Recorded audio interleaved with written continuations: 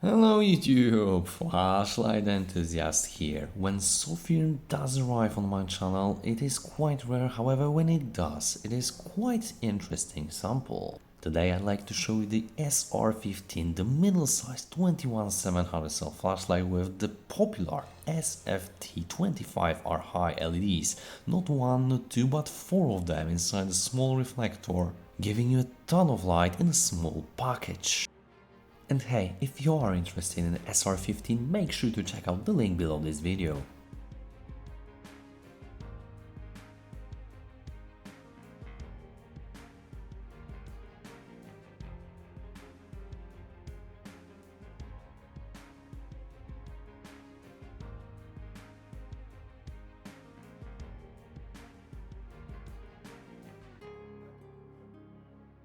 SR15 comes in a standard Sofirn box with flashlight picture and key stats on it, as well as LED display. Inside the box there is a multi-language user manual, a pre-attached pocket clip, quite short Type-C to Type-C charging cable, and last but not least a wrist lanyard with two spare O-rings in case you need replacement. Before operating, make sure to unscrew the head and remove the battery insulation.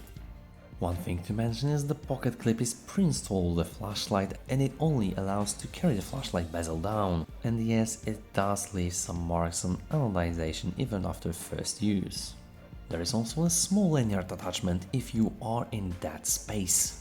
What I like about the Sofirn SR15 is the simplistic, minimalistic design. Look at this flashlight, a classic look with a little bit of innovative twist. We've got a pretty looking thick knurling on the tube without sharp edges, a big rubber button with the battery indicator underneath, easy to locate, nice click, just as it should be. 4 deep smooth reflectors with anti-reflective coated glass on it and slightly granulated bezel, a flat tail cap with a magnet to attach the flashlight to ferrous surface, and lanyard attachment is also included. This type of attachment, however, may impact your tail standing feature, which is excellent without a lanyard. I would rather prefer something like that. The tail cap is glued, so you have to unscrew the battery compartment from the head. The threads are smooth and well lubricated from the factory with O-ring sealing. A plain spring which is quite hard, indicated by already recessed metal contact. Quite long spring down there as well. The flashlight came in with the included 21-700 cell in 5000 mAh. And if you're wondering how to put the battery in, Sofirn got you covered. Whenever you turn on the flashlight, you got your 3-stage battery indicator with green, red and flashing red stages. For those who prefer USB-C charging port, here there is the opposite side of the switch under this thick rubber cover. Once you plug in the cable, there is the charging indicator underneath the switch, with red changing to green when charging has been finished. Please note that during the charging you cannot operate the flashlight at all. And after the charging, make sure to put the battery cover in place. It is thick and guarantees the waterproof feature.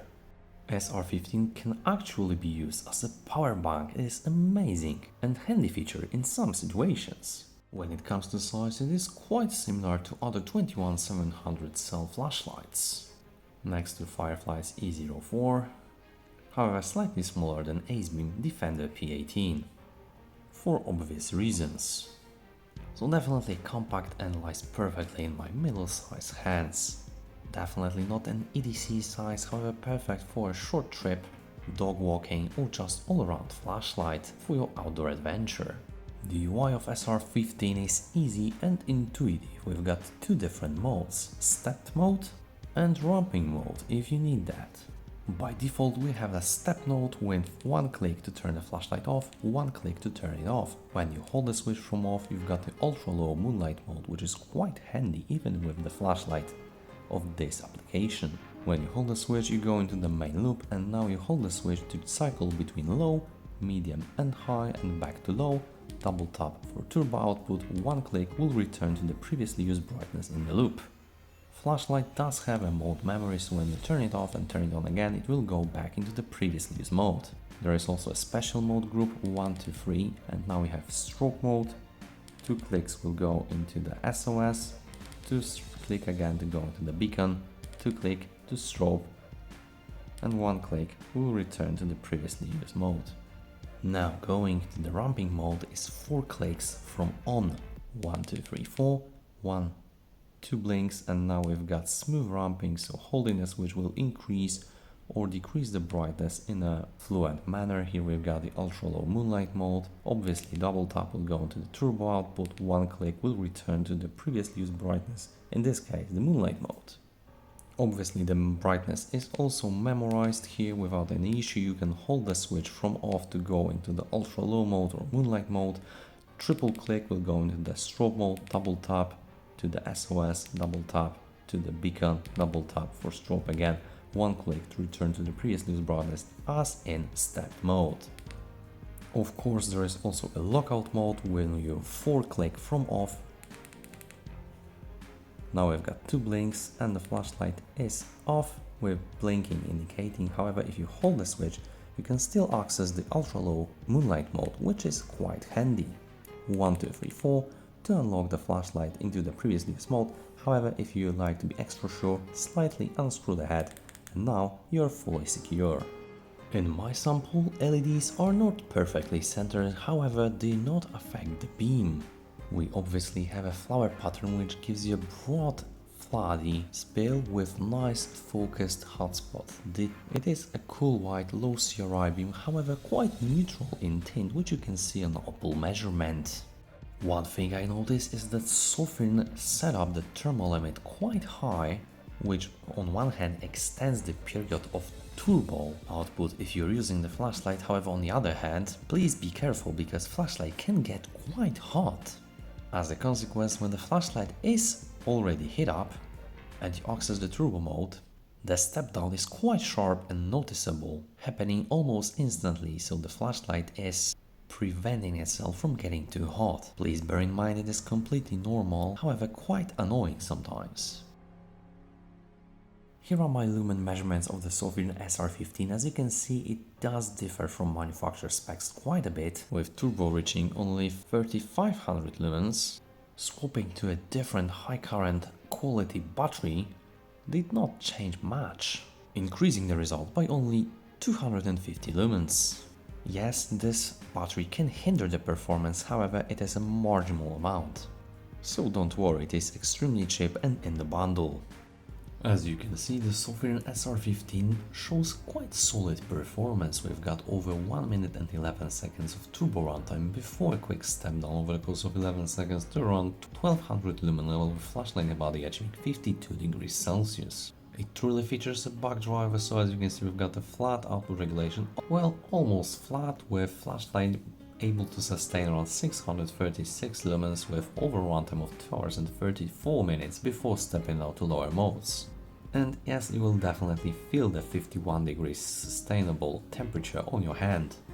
Here on a high mode I measure around 1864 lumens, and as you can see after 2 minutes and 24 seconds we still got over 1700 lumens before a step down to around again 1200 lumens with flashlight body achieving 51 degrees Celsius. Here the decrease of brightness in time is slightly visible, however definitely not bad, with flashlight being able to sustain again around 619 lumens with overall runtime of 2.5 hours before stepping down to lower modes.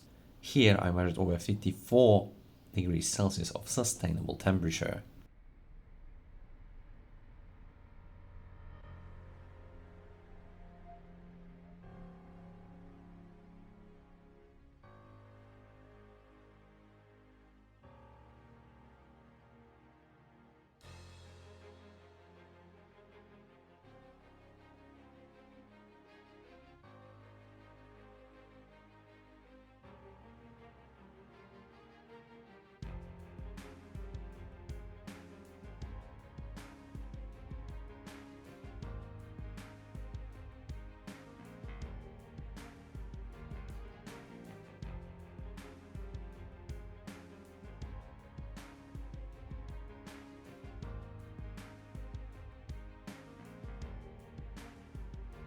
All in all, I'm pretty satisfied with what Sofirn did with SR15. We've got a neat, tiny package with simple design, simple user interface, USB-C charging, and even Powerbank feature with popular LEDs, showing Sofirn is willing to adopt new technologies for the users, so us, flashlight enthusiasts.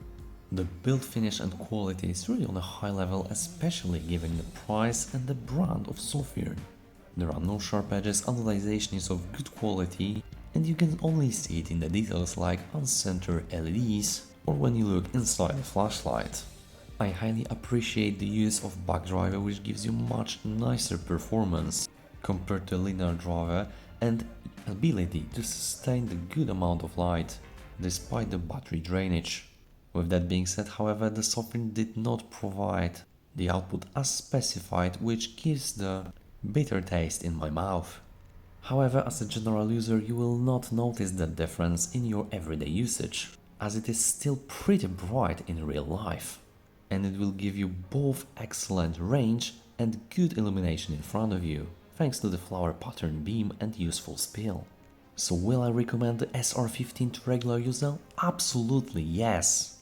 Excellent flashlight and good budget, and a good entry point for every flashlight enthusiast that is already starting their adventure. With that being said, I hope you enjoyed the review. If you did, hit the like button, hit the subscribe button to support the algorithm and not to miss any future videos of the release. If you have any questions or personal comments, please don't hesitate and leave them below this video. Thank you so much for watching, and we will see you in the next one.